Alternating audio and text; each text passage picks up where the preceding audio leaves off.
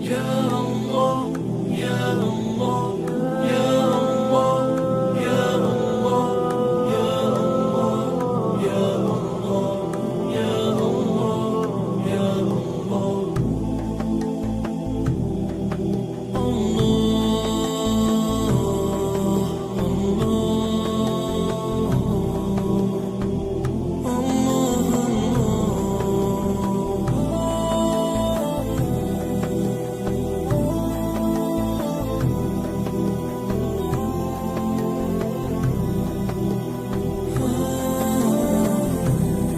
دلت را خانه ما کن، مصفا کردنش با من. به ما درد دل افشا کن، مداوا کردنش با من. اگر گم کرده ای دل کلید استجابت را، بیا یک لحظه با ما باش، پیدا کردنش با من.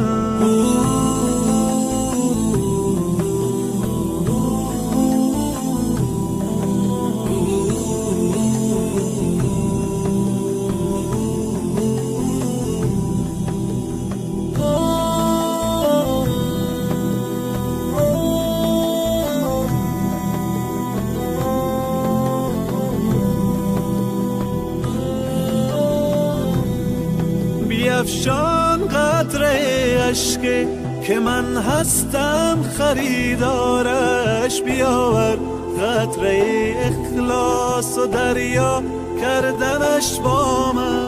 به من گو حاجت خود را اجابت می کنم، مانی طلب کن آنچه می خواهی مهیا کردنش با من. بیا قبل از وقوع مرگ روشن کن حسابت را، بیاور نیک و بد را جمع منها کردنش با من. چو خوردی روزی امروز ما را شکر نعمت کن، غم فردا مخور هرگز که فردا خوردنت با من. Allahu Akbar, Allah, Allahu Akbar, Allah, Allahu Akbar, Allah, Allahu Akbar, Allah.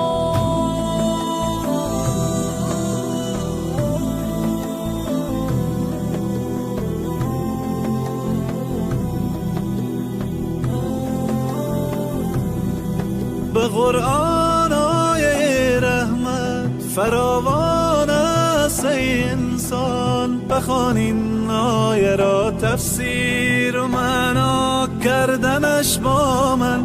اگر عمری گناه کردی مشو نومید تو از رحمت، تو توبه نامه را بنویس و امضا کردنش با من. دلت را خانه ما کن، مصفا کردنش با من. به ما درد دل افشا کن، مداوا کردنش با من. اگر گم کرده ای دل کلید استجابت را، بیا یک لحظه با ما باش، پیدا کردنش با من.